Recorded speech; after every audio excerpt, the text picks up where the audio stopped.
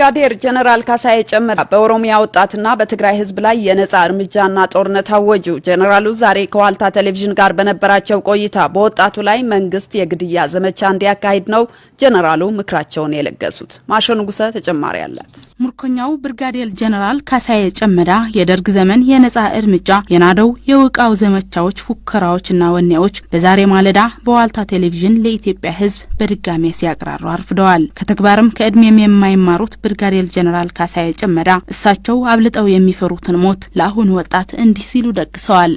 ዱላ ይዞ ትጥቅ ይዞ በመንደሩ እንትን የሚለው የኢትዮጵያ መከላከያ ሰራዊትና የጸጥታ አስከባሪዎች አስቀምጥ እምቢ ካለ በጥይት ማለት ነው።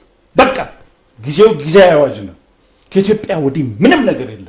ዳግም ቀይ ሽብር ለኢትዮጵያ ወጣት የሚመኙት እኚህ ሰው ጤንነታቸው ቢያነጋግርም በወጉ ሊገኙበት ይገባቸው የነበረውን የማስታረቅና ይቅር የማባባል መድረክ ሊሆን ሲገባው የእሳቸው ስንቅ ግን ግደለው ስቀለው ሆነዋል። እነዚህ ሰዎች በህግ ሁሉ ነገር ተጣርተው ጊዜ መፍጀት የለበትም።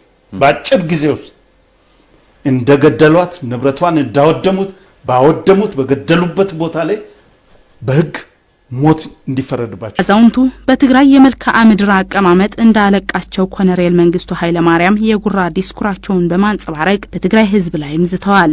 ዋናው እባብ ባለፈው ወገቡ ነው ተመቶ ሸሽቶ እዛ ድንጋይ ስር መቀሌ ሄዶ የገባው እሱ ላይ መንግስት እኔ አሁን ዝርዝሩን አልናገርም ይቻላል ደንበኛ ቅር ተደርጎ መመታት አለባቸው። ሙርኮኛው ብርጋዴር ጀነራሉ ለኢትዮጵያ አክቲቪስቶች ግብረ ገብነት በጎደላቸው ቃላት ከገለጹ በኋላ ስሜት በተሞላው ንግግራቸው የሞት ትዕዛዝ ሲያስተላልፉ ተደምጠዋል።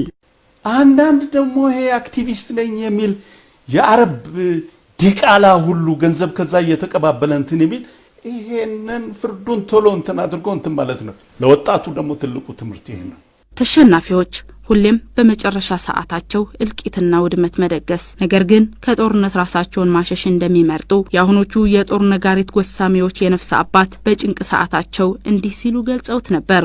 የትግራይ ወንበዴዎችና የኤርትራ ወንበዴዎች ባቋቋሙ ባካሄዱት ያለፈው ጉባኤያቸው አጥፍቶ መጥፋት ነው ብለዋል።